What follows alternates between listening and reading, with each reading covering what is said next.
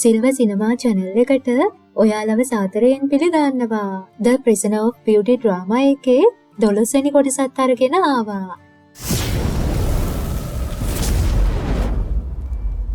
වෙයන්ට යන්ෂෝවල නියුන්න ලස්සනයි කියලා ආරංචි වුණ නිසා ඔහුටම ඇස් දෙකෙන් බලන්න ඕනේ කියලා නහයට තට්ටුවක් දාන්න හදනකොටම ෂාවුමන් ඉවත් වෙලා ඉක්මනටම නහය ආවරණය කර ගන්නවා. වෙයන් ඒක දැකලා හිනත් ගිහින් එතනින් පිට වෙලා ගියාම තමයි ෂාවුමන්ට සැනසීමක් දැනෙන්නේ. ඊට පස්සේ ෂාවුමන් සේවිකාව එක්ක වෙයන් අශෝභන වචන ගැන වේෂාවෝ එක්ක කතා කරන්න බෑ.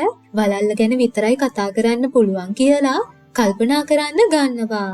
ඊළඟට පෙන්නනවා වේෂාවෝ කලින් දවසේ රෑ සාප්පුවට ගිහින් වලල්ලක් හදාගෙන උදෙන්ම සාප්පුවෙන් එළියට එනවා. ඒත්ති ජෙනරාල් වරුන් දෙන්නේ බිම නිදාගෙන ඉන්නවා දැක්කලා පයින් එකක් තියලා ඒ දෙන්නම නැගිට්ටවගෙන යන්නේ. කොහොම හරි වේෂාවෝ වලල්ල ඇති පෙට්ටිය අරගෙන ෂාවුමන් ළඟට ජේඩ් වලල්ල ගැන කියන්න යන්න හදනකොටම ඇය ළඟ ජේඩ් වලල්ලක් තියෙනවා දකිනවා.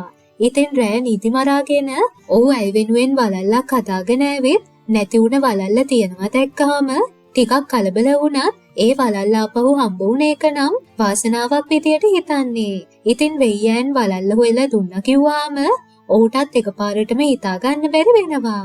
ඉතින් වෙයන් ගැන හරියටම නොදන්න නිසා වෙයි අධිරාජ්‍යයෙන් අහන්නේ වෙයන් කියන්නේ මොන වගේ කෙනෙක්ද කියලා. එතකොට ඌ පැහැදිලි කරන්නේ කාන්තාවන්ගේ හදවත දිනා ගන්න වැඩේදී ඔහු එක්ක වේෂාවව සසඳලා බලද්දී Taman නුසුදුසු කෙනෙක් විදියට කෙටියෙන් පැහැදිලි කරලා දෙනවා. එතකොට ඇය මතක් වෙලා අහන්නේ හදිසියෙම කොහෙ ගිහින් ඉඳලාද ආවේ කියලා. ඊයේ රෑ රජයේ කාර්යාලයකට ගිහින් හිටිය බව ඔහු පැහැදිලි කරනවා.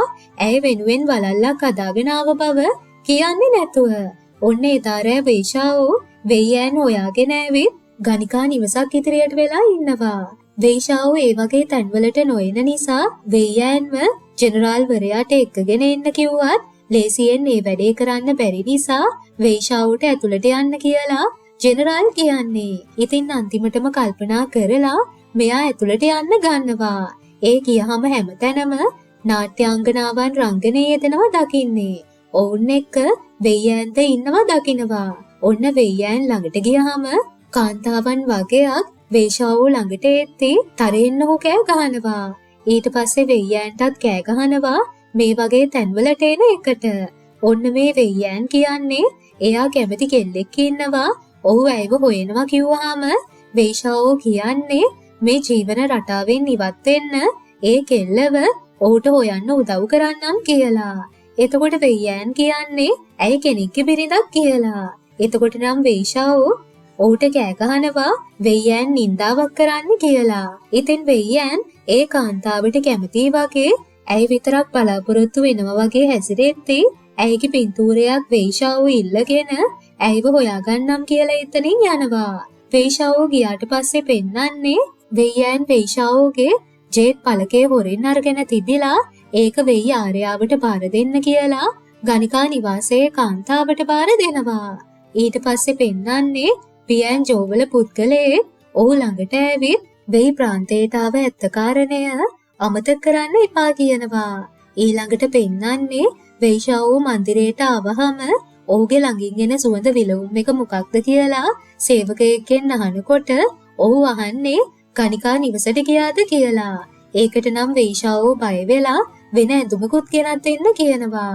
ඒ වගේම ෂාවෝ ආර්යාව ඔහු ගැන හොයන්න කෙනෙක් එවලා තියෙනවා නම් ඔහු කාර්යබහුල බව කියන්න කියද්දී සේවකයා නම් කියන්නේ ආර්යාව උපන්දින සාදේ නිසා කාර්යබහුලයි කියලා.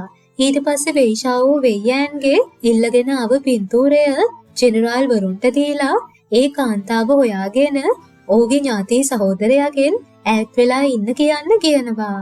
ඊට පස්සේ වේෂාවෝ ඔහුගේ ජේඩ් පළකය බලන්න හදනකොට දකින්නේ ඒක නෑ කියලා. ඉතින් සේවකයාට පළකේ හොයන්න කියන්නේ. හැබැයි වෙයි ආර්යාවට දැනගන්න තියන්න එපා කියනවා. ඒක මේ වෙනකොට ෂාවුමන්ට ඔහුගේ ජේඩ් පළකේ ලැබිලා තියෙනවා ලුවෝෂෝන් තැබෑරුමේ තිබිලා හම්බ වුණේ කියලා. ජෙනරාල් වරුන් අර පින්තූරය අරගෙන නගරේ යද්දී ජෙනරාල් වෙයිලියන් පින්තූරේ බලලා ෂවුටාවෝ වගේ කියලා හිතලා බය වෙනවා. ඒත් ඒ වෙලාවේදී ෂවුටාව්ව ඔහුට හම්බ වුණාම ඒ පින්තූරේ බලලා කියන්නේ නම් මේ ෂවෝ ආර්යාව වගේනේ කියලා.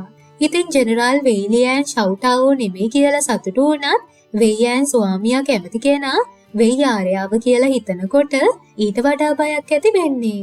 ඊළඟට පෙන්නනවා වෙයිෂාවෝ උදේ කුටියට එත්තේ ෂවෝමන් අර ජේට් පළකේ දැකලා අවුලෙන් ඉන්නවා. ඒ වගේම වෙයිෂාවෝ අර පින්තූරයත් අරගෙන තමයි දැන් නැවෙත් එන්නේ. ෂවෝමන් දැන් හරියට කාර්යබහුල නිසා නගරයට බඩු ගන්න යනවා ඇති කියත්තේ ඇය තරහින් කියන්නේ නැති වුණ දෙයක් හොයන්නත් යනවා කියලා. ඔහුත් කෙනෙක්ව හොයන්න යනවා කියලා අර පින්තූරේ පෙන්වන්න කලින් ඇය පළකේ පෙන්නනවා කලින්ම ගෙදරට තැබෑරුමේ සේවිකාවක් එවලා තිබුණා කියලා. වෙයිෂාවෝ තරේම කියන්නේ ඔහු ඒ වගේ තැන්වලට යන්නේ නැහැ. පිටස්තර අයට ඔහු ළඟට එන්න දෙන්නේ නැහැ කියලා. ඉතින් ඇයි නම් මහන්නේ ඔහු පළකේ කෙනෙක්ට දුන්නේ නැත්තම් කාව හරි හම්බ වෙන්නවත් කියා දහත්තේ ඔහුට එකපාරටම කියවෙනවා වෙයියන්ව බලන්න ගියා කියලා. ඒ නිසා ඔහු කියන්නේ වෙයියන්ව බලන්න ගියා විතරයි තැබෑරුමේ සේවිකාවන්ව බලන්න ගියේ නැහැ. ඔහු ඒ දේවල් පිළිකුල් කරනවා කියලා. ඒත් ඇයි නම් ඔහුව පිළිගන්න සූදානම් නැති වෙද්දී දෙන්න කෑ ගහන ශබ්දේ එළියේ ඉන්න අයට ඇහෙන නිසා ජෙනරාල් වෙයිලියන් හා ෂවුටාවෝ දොර ළඟට වෙලා කියන දේවල් අහගෙන ඉන්න හදනවා. ඒ අතරේදී වෙයිෂාවෝ වෙයියන්ව ආභරණ සාප්පුවේදී මුණ ගැහෙන එකට කෑ ගහනවා. ඇයි කෙරෙහි වෙයියන්ට කැමැත්තක් ඇති වෙලා නිසා. ඇයි නම් අහන්නේ ඇයිටද මස්සිනාටද මේ කාරණේටද දඬුවම් කරන්න ඔහුට ඕන කියලා. ඉතින් ඇය ඌගේ බිරිඳ නිසා වෙයිෂාවෝ කියන්නේ මම ඔයාව එක්කගෙන හෙට ආච්චිගේ කුටියට එන්නම් එතනදි මේ ගැන කතා කරමු කියලා. ඉතින් ඇත්තටම ඒක ඇයිගේ වැරැද්දක් නෙමෙයි කියලා ඔහු කියනවා. ඇය කේන්තියෙන් කතා කළ එක ඔහුට හිතට ගන්න එපා කියනවා. ආපහු ඌද මේ තීරණය ගැන කතා කරන්නේ නැහැ කියලා පින්තූරේත විසි කරනවා. ඔන්න පහුවදා වෙයිෂාවෝ ආච්චිව බලන්න යත්තේ ෂවෝමන් එක්කගෙන ගිහින් ඉඳලා බීමතින් ආව වෙයියන්ට ඇයව හඳුන්වලා දෙනවා ඔහු විවාහ කරගත්ත ෂවෝ ආර්යාව ඉන්නේ කියලා. ඉතින් වෙයියන් ඇයි දිහා බලන් ඉඳලා hina වෙලා ලස්සන යුවලක් කියනවා. වෙයියන් වෙයිෂාවෝ අම්මට කියන්නේ ඔහුට හොඳ බිරිඳක් නැති නිසා මේ විදියට බොන්න අරන් තියෙන්නේ කියලා. ඊට පස්සේ ඌ ආච්චිව බලන්න යනවා. ඊළඟට පෙන්නන්නේ වෙයිෂාවෝ තනියම ගිහින් වෙයියන්ව මුණ ගැහුණාම වෙයියන් කියනවා මම ඔයාගේ බිරිඳට කැමති නැහැ. එයා අපේ පවුලට විවාහ වෙලා ගොඩක් කරදර ඇති කළේ ඇයි වෙන මොනව කරන් ඉන්නවද කියලාවත් දන්නේ නැහැ. ඒ නිසා වෙයි හා ෂවෝ වංශ දෙක අතර තියෙන වෛරයට ලොකු ඉතිහාසයක් ඇති බව වෙයියන් මතක් කරලා වෙයිෂාවෝට ආරක්ෂා වෙන්න කියනවා. එතකොට වෙයිෂාවෝ පැහැදිලි කරන්නේ ඔහු ඇයව විවාහ කර ගන්නකොටම ඇය තවදුරටත් ෂවෝ ආර්යාව නෙමෙයි වෙයි පවුලට අයිති කියලා මතක් කරලා දුන්න බව. ඒ වගේම පැංගී අතහැරපු එකත් දේශපාලන වාසි උදෙසා කළ එකක් බව ඔහු කියනවා. ඒත් වෙයිෂාවෝ නම් ෂවෝ ආර්යාව කාන්තාවක් විතරයි ඇයගෙන් කරදරයක් නැති බව කියන්නේ. ඒත් වෙයිෂාවෝ ඇයව ෂින්ඩූ වලින් එළවපු එක යූජූන් වලට ආවහම නගරයෙන් පිටත දවස් 3ක් ඇය හිටපු එක වගේම පැංගීවල යොන්නින්නල හදන්න ඇයගෙන් ලැබුණු උදව්ද මතක් කරන්න ගන්නේ. ඒත් බෝයාවල ෂවෝ කුඩිය ලෙලදෙන එක ගැන වෙයියන් කියත්තේ ඒකට හරියන්න ඔහු ෂව්ගෙන් පළාත අල්ලගත්තා කියලා මතක් කරනවා. ඉතින් ඇය හා වෙයිෂාවට ඇති සම්බන්ධය දේශපාලන හා පෞද්ගලික එකක් බව පැහැදිලි කරලා දෙන්නේ. ඒ නිසා පවුලේ කෙනෙක්ට සලකන විදියට ඇයට සලකන්න කියනවා. ඊට පස්සේ අර චිත්‍රයට අපහු දෙනවා ඔහුට වෙයියන් හොයන කෙනා හොයන්න බැරි වුණා කියලා එතනින් පිට වෙනවා. මේ අතරේදී පෙන්නන්නේ ජෙනරාල් වෙයිඩුවෝ පැංගී වලට ගිය නිසා යොන්නින් නැලේ සොරව අරිනවා. ඒ අනුව විශාල ජලකඳක් ගලා යන්න ගන්නේ. ඊට පස්සේ රොන්ජුන් නම් පළාතට සාගතේ ඇති වෙලා නිසා වතුර නැතිව හැම අස්වැන්නක්ම නැති වෙලා ඇති බව රොන්ජුන් වල නගරාධිපති ඇවිත් වෙයි අධිරාජ්‍යයට කියනවා. ඉතින් තව මාසයක් විතරයි තියෙන ධාන්‍ය ටික තියාගන්න පුළුවන් වෙන්නේ කිව්වහම වෙයි අධිරාජ්‍යයා කල්පනා කරමින් ඉන්න ගන්නවා. ඉතින් රොන්ජුන් වල සාගතය නිසා වෙයිෂාවෝ අවුලෙන් ඉන්නවා දකින ෂවුමන් ඔහුට කියන්නේ ඇයත් රොන්ජුන් වල ජනයා දුක් විඳින එක ගැන කරදර වෙනවා. ඉතින් හිතට කරදර වෙන දෙයක් තියෙනවා නම් ඇයව දැනුවත් කරන්න.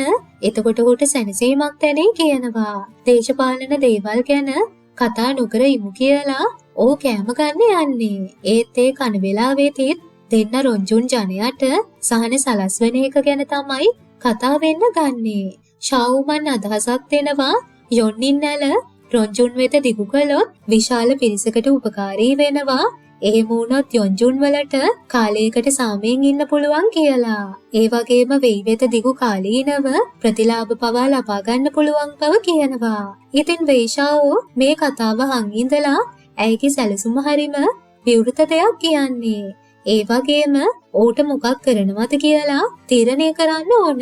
ඒ නිසා මේ කියපු දේවල් නැවත කියන්න එපා කියලා කියනවා. ඊට පස්සේ පෙන්නන්නේ වෙයයන් අත්දෙන කාමරයට යනකොට ෂාවු ආර්යාව ඉන්නවා දැකලා වෙයිෂාවුගේ අත්දෙන කාමරයට පිටස්තරයෙක්ට යන්න දුන්නේ ඇයි කියලා සේවකයෙක්ට කියනවා. එතකොට ෂාවුමන් පැහැදිලි කරන්නේ උතුමාණන් ඇයට එන්න අවසර දුන්නා කියලා. ඊට පස්සේ ඇය ලබාගත් ලිපිය වෙයයන් උදුරලා අරගෙන බලද්දී රොන්ජුන් වල දේශීය වාර්තා වගේක් තියෙනවා දකින්නේ. ඉතින් වෙයි පවුලේ කටයුතු වලට ඇය මැදිහත් වෙන බව තමයි වෙයයන් ෂාවුමන්ට කියන්නේ. ඇයට කියවීමේ අයිතියක් ඇති නිසා ගත්ත බව කිව්වත් වෙයයන්ට නා ෂාවුමන් ගැන කිසිම විශ්වාසයක් නැති වෙනවා. ඒ නිසා වංශ දෙක අතර වෛරය මතක් කරලා ඇය කවදාවත් වෙයි පවුලට අයිති නැති බව මතක් කරලා දුන්නාම ඇය ලිපි ටික අරගෙන යනවා. ෂාවුමන් ඉතාර යන්ෂෝවල මාමට ලිපියක් ලියලා ඒක යවන්න කියලා සේවිකාවට ලබා දෙනවා. ඒ වගේම වෙයයන් වේෂාවට ෂාවු ආර්යාව අධ්‍යයන කාමරේ ඉඳලා හම්බ වුණා. ඇයි ළඟ රොන්ජු වල දේශීය වාර්තාව තිබුණ බව කියන්න ගන්නවා. ඒ වගේම යන්ෂෝ වෙත ලිපියක්ද යවුව බව කියන්න ගන්නේ. එතකොට වේෂාවෝ කියන්නේ ඇයිට අධ්‍යයන කාමරේට යන්න අවසර තියෙනවා වගේම ෂාවු ආර්යාව කරුණාවන්ත කෙනෙක්. ඔහු ඇගේ ලිපියේ හැම වචනයක්ම කියවපු බව කියනවා. ඉතින් රොන්ජු වල භූගෝලයේ කාලගුණය හා කැමති භෝග ගැන කියලා යන්ෂෝ වලින් තිරිඟු බීජ වගේක් ඉල්ලලා තිබුණේ කිසිම රහසක් හෙළි කරලා නැහැ කියනවා. ඇයි ජනතාව ගැන සැලකිලිමත් නිසා තිරිඟු වගා කරන්න බීජ ඉල්ලලා තියෙන්නේ රොන්ජුන් වල පසට ඒ බීජ කැළපෙන නිසා. ඒකෙන් නියගේ අවසන් කරන්න පුළුවන් කියලා වේෂාවෝ විශ්වාස කරනවා. ඊළඟට පෙන්නන්නේ ෂාවුමන් ආච්චිගේ උපන්දිනයට සූදානම් වෙමින් ඉන්නකොට එතනට අර වෙයයන් ඇවිත් ඇය ලියමින් හිටපු ලිපියේ ඇයගේ අකුරු දැකලා ඇයගේ චරිතය වගේම ලස්සන පරිපූර්ණ බව කියනවා. ඇය තීන්ත කූරු වගේක් ඉවරයි කියලා යන්න හදනකොට වෙයයන් ඇයට යන්න නොදී ඇයව හරස් කරගත්තාම ෂාවුමන් බය වෙලා බලාගෙන ඉන්න ගන්නේ.